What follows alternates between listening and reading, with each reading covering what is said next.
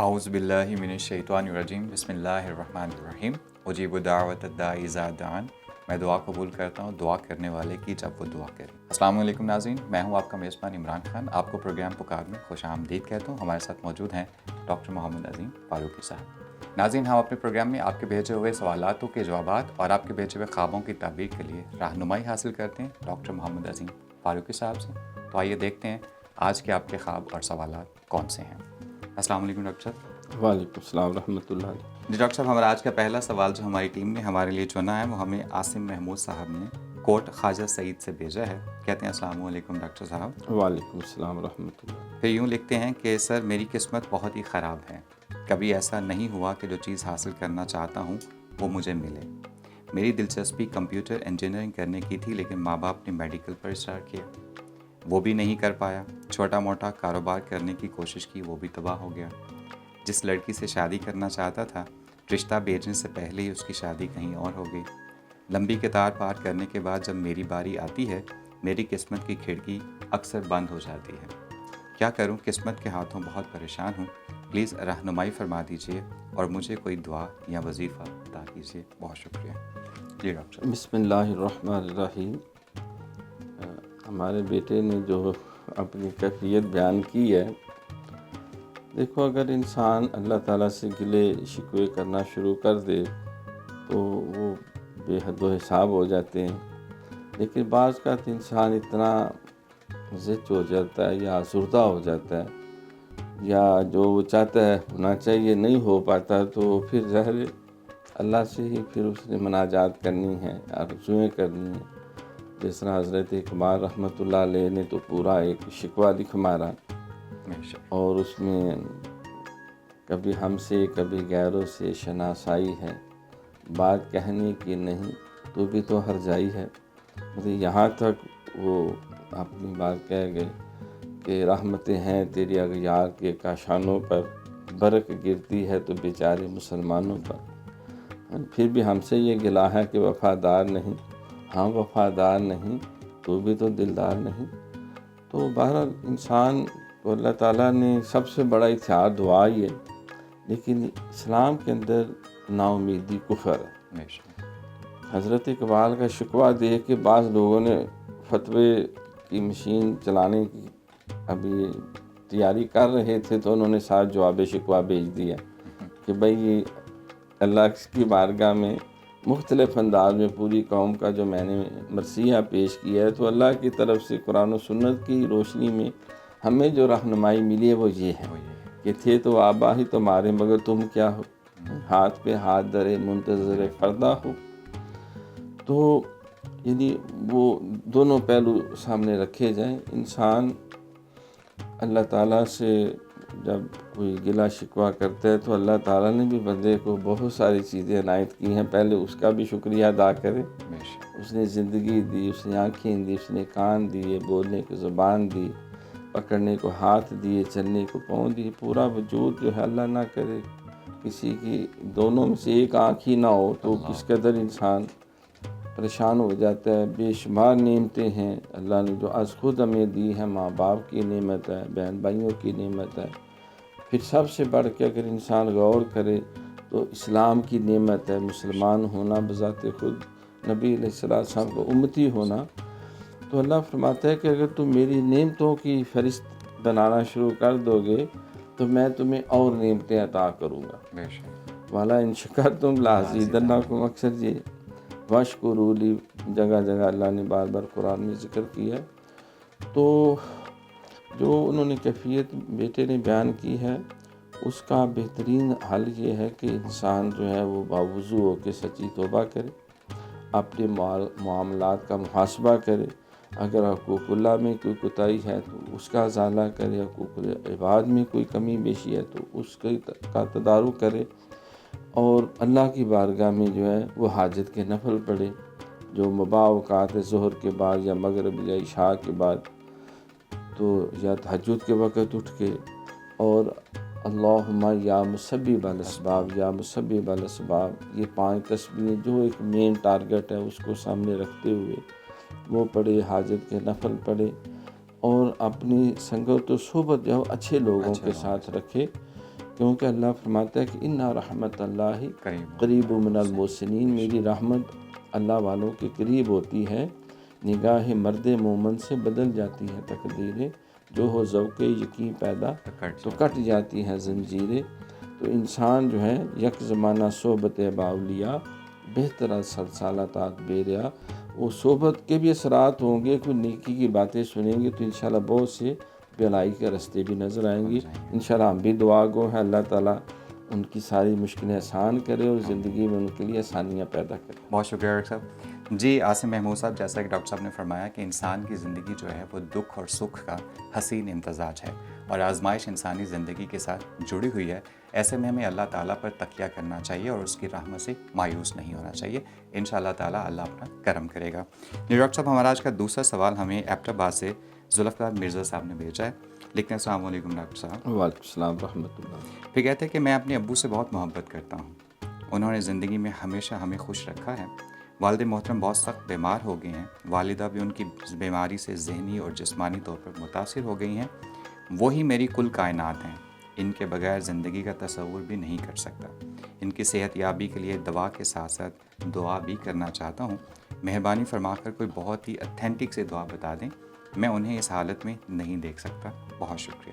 جی doctor صاحب۔ بیماری جو ہے یہ ایک اعتبار سے اللہ کی طرف سے رحمت بھی ہوتی ہے کہ گناہ جو ہے، جب صحابہ کرام کوئی علیل ہوتے تو آپ تیمارداری کے لیے سرکار بھی جاتے، صحابہ بھی جاتے، تو فرماتے کہ بھائی اللہ نے تیرے درجے بلند کرنے کا سلسلہ بنایا ہے، گناہ معاف ہوتے ہیں اور درجات بلند ہوتے ہیں، انسان کو تھوڑا سا اپنا محاسبہ کرنے کا موقع ملتا ہے اور توبہ استغفار کی بھی توفیق ملتی ہے۔ بعض اوقات انسان کو مسلسل نعمتیں کامیابیاں ملتی جائیں تو تکبر میں بھی آ جاتا ہے اور اللہ تعالیٰ سے بعض کا غافل بھی ہو جاتا ہے۔ جیسے وہ کہ شاعر کہتا ہے کہ ظفر آدمی اس کو نہ جانی ہو، چاہے کتنا ہی ہو صاحب فہم و ذکا، جسے عیش میں یاد خدا نہ رہی، جسے تیش میں خوف خدا نہ رہا۔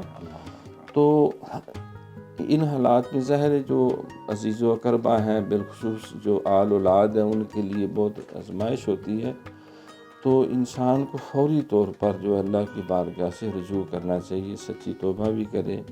اگر کوئی حقوق العباد کے معاملے میں کوئی اونچ نیچ ہو جاتی ہے بعض کا، تو اس کو بھی اللہ کے حضور جو ہے وہ معذرت کرے۔ اگر بندوں سے متعلقہ ہے تو بندوں کے ساتھ جو ہے معاملہ اپنا درست کرے، کیونکہ انسان پہ جو بعض کا آزمائشیں جو ہیں بلندی درجات کا بھی ذریعہ ہوتی ہیں، لیکن بسا اوقات انسان کی جو مس مینجمنٹ کہہ لیں یا غلط حکمت عملی کہہ لیں، وہ بھی اس کے لیے جو ہے وہ وبال جان بن جاتی ہے۔ تو اس میں جو اللہ نبی نے ایک ہمیں طریقہ تجارت کرنے کا، معاملات بندوں سے درست رکھنے کا کیا، تو اس میں جب کوئی اتار چڑھاؤ ہو تو فوراً اس کا ازالہ کیا جائے۔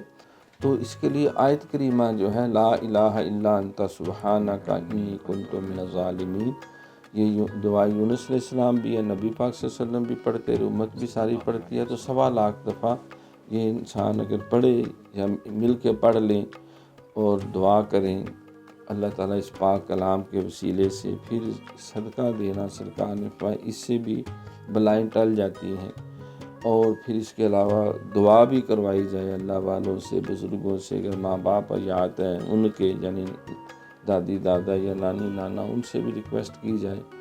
اور بعض کا اچھا طریقہ ہمارا جمعے کے اجتماع میں، عید کے اجتماع میں اجتماعی دعا کرائی جاتی ہے۔ سرکار نے فرمایا جب 40 مسلمان نمازی اکٹھے ہوں تو اگر وہ دعا مانگیں تو اللہ ان کی دعا کو مستجاب کرتا ہے۔ تو مایوس نہیں ہونا کسی صورت اللہ تعالیٰ کے رحمت سے۔ اللہ تعالیٰ کلام پاک میں فرماتا ہے یا عبادی الذین اسرفوا علی انفسہم لا تقنطوا من رحمت اللہ ان اللہ یغفر الذنوب جميعا، اے میرے بندو جو اپنی جانوں پہ ظلم کر بیٹھے کسی حوالے سے بھی، تو لا تقنطوا من رحمت اللہ، اللہ کی رحمت سے نا امید نہیں ہونا۔ ان اللہ یغفر الذنوب جميعا، اللہ سارے گناہ معاف کر دیتا ہے، معاف کرنے پہ قدرت رکھتا ہے۔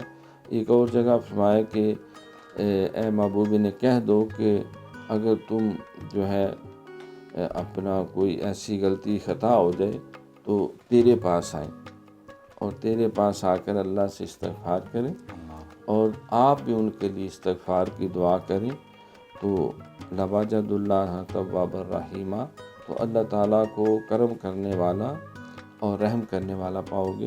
تو اس سے ہمیں یہ بھی ایک پیغام ملا کہ انسان کو اپنے بزرگوں سے رجوع کرنا چاہیے اور ان سے دعا لینی چاہیے، خود بھی استغفار کریں، ان سے بھی دعا کی درخواست کریں، تو انشاءاللہ تعالیٰ اللہ اپنی رحمت فرما دے گا۔ باقی یہ زندگی موت کا نظام ہے، انسان خلق الموت والحیات لیبلوکم ایکم احسن عملا، اللہ نے بنایا ہے کل نفس ذائقۃ الموت، تو اگر کوئی ایسی صورت آ بھی جائے تو اللہ نے فرمایا کہ اذا اصابتہم مصیبہ قالوا انا للہ و انا الیہ راجعون اولئک علیہم صلوات من ربہم ورحمہ واولئک هم المہتدون۔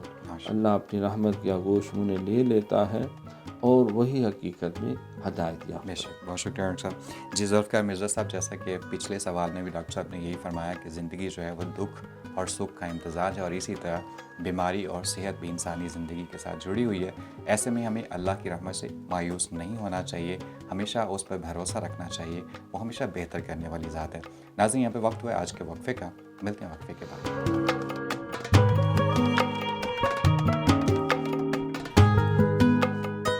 ناظرین، وقفے کے بعد آپ کو دوبارہ خوش آمدید کہتے ہیں، پروگرام کے سلسلے کو آگے بڑھاتے ہیں۔ جی ڈاکٹر صاحب، ہمارا آج کا پہلا خواب جو ہماری ٹیم نے ہمارے لیے منتخب کیا وہ ہمیں زینت اشفاق صاحبہ نے راوی روڈ لاہور سے بھیجا ہے۔ کہتی ہیں السلام علیکم ڈاکٹر صاحب۔ وعلیکم السلام ورحمۃ اللہ۔ پھر اپنا خواب کچھ یوں بیان کرتی ہیں کہ آپ سے سوال ہے کہ ایسے خواب جو ادھورے رہ جاتے ہیں، کیا ان کی بھی تعبیر ادھوری رہ جاتی ہے یا وہ خواب بھی قابل نتائج ہوتے ہیں؟ جیسے میں نے خواب میں دیکھا کہ میں امتحان دے رہی ہوں لیکن ابھی میرا پیپر پورا ہوا بھی نہیں تھا کہ میں جگا دی گئی۔ ڈاکٹر صاحب، ایسے اسٹوڈنٹس اکثر ایسے خواب دیکھتے رہتے ہیں۔ وہ غالب کا شعر ہے نا کہ ہزاروں خواہشیں ایسی کہ ہر خواہش پہ دم نکلے، بہت نکلے میرے ارماں لیکن پھر بھی کم نکلے۔ اور انگریزی کا بھی محاورہ ہے کہ if wishes were horses the beggars would ride۔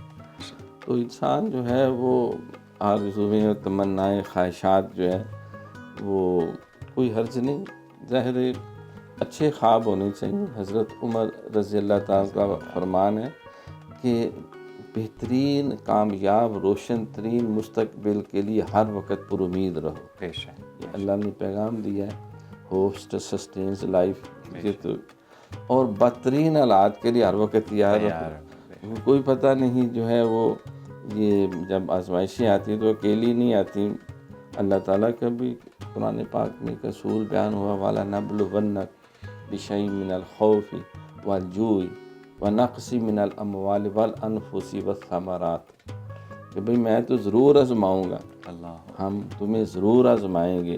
کس سے؟ کبھی بھوک سے، کبھی خوف سے، کبھی جانوں کا نقصان، کبھی مالوں کا نقصان، کبھی کھیتیوں کا نقصان۔ تو ان آزمائشوں کے اوپر جو ہے فرمایا کہ وَبَشِّرِ الصَّابِرِينَ، تو خوشخبری دے دو جو صبر کرنے والے ہیں۔ تو ان اللہ مع الصابرین، یہ بھی ہے۔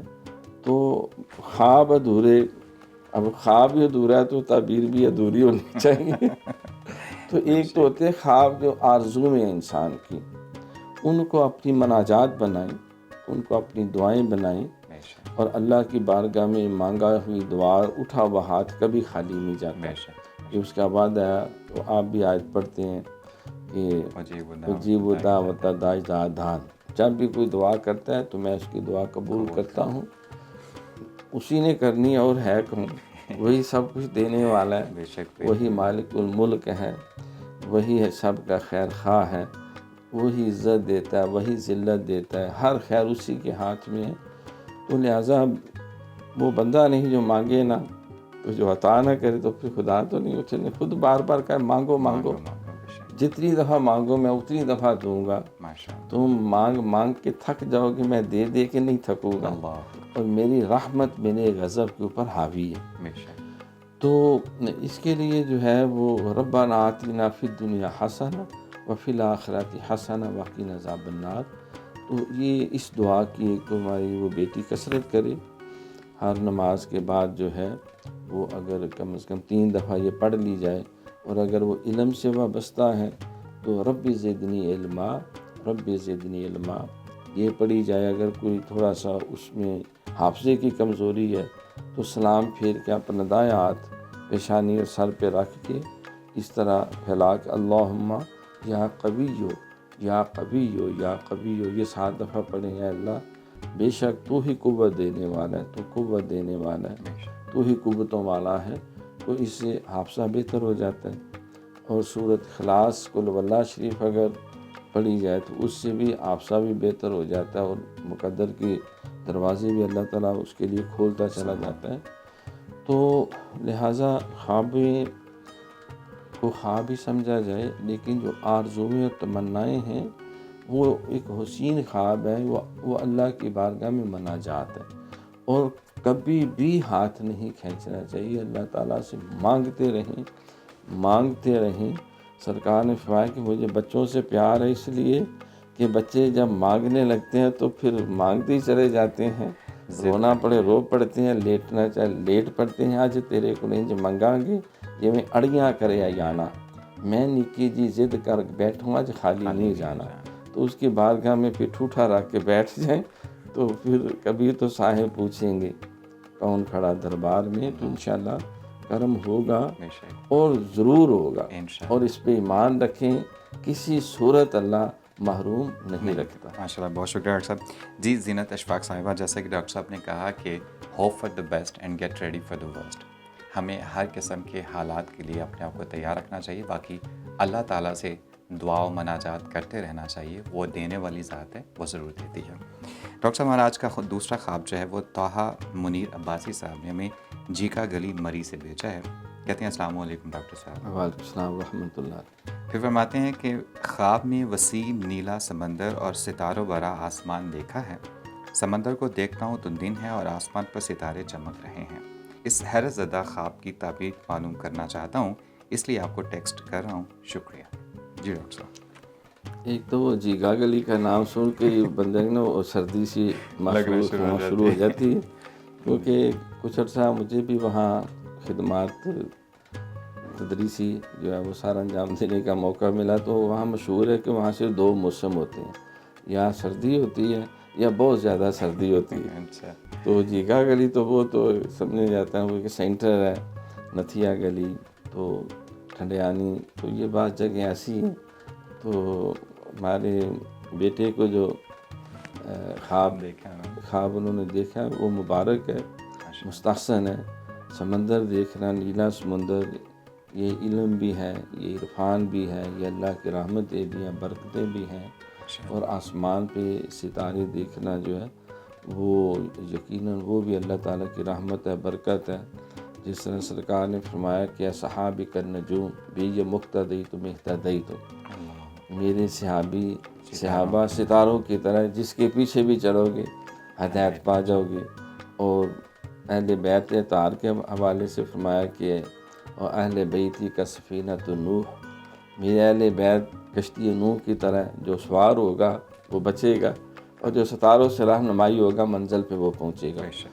تو ستاروں سے آپ نے تشبیہ دی، اور ایک بخاری شریف کا حدیث بھی ہے کہ سیدہ بی بی عائشہ صدیقہ رضی اللہ تعالیٰ عنہ نے سرکار سے ایک دفعہ پوچھا حضور کہ ایسا آپ کا بھی خوش نصیب امتی ہے جس کی نیکی آسمان کے ستاروں جتنی ہیں؟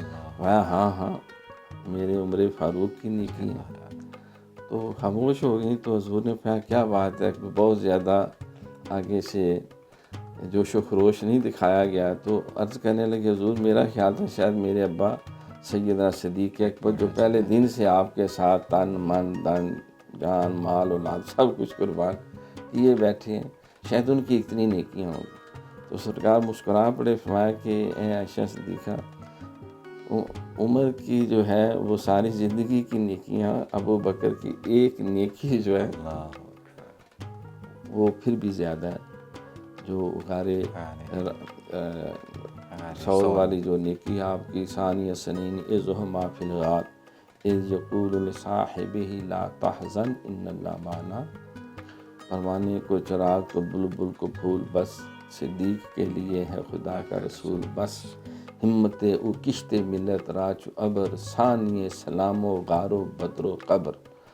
تو ستارے دیکھنا، اور ایٹ اے ٹائم سمندر میں دن ہے، آسمان پہ ستارے بھی ہیں، تو اللہ محیر العقول قسم کی ان کو کامیابیاں اور نعمتیں عطا فرمانے والے ہیں. تو وہ پہلے سے زیادہ اللہ کی بارگاہ میں جھک جائیں اور زیادہ عبادت کریں، کیونکہ اس کا یہ وعدہ ہے والا ان شکرتم لازیدنکم، میری نعمتوں پہ جتنا شکر کرو گے میں تمہاری فہرست پوری نہیں ہونے دوں گا، میں اور نعمتیں اور برکتیں عطا کروں گا. ماشاء اللہ، بہت شکریہ ڈاکٹر صاحب.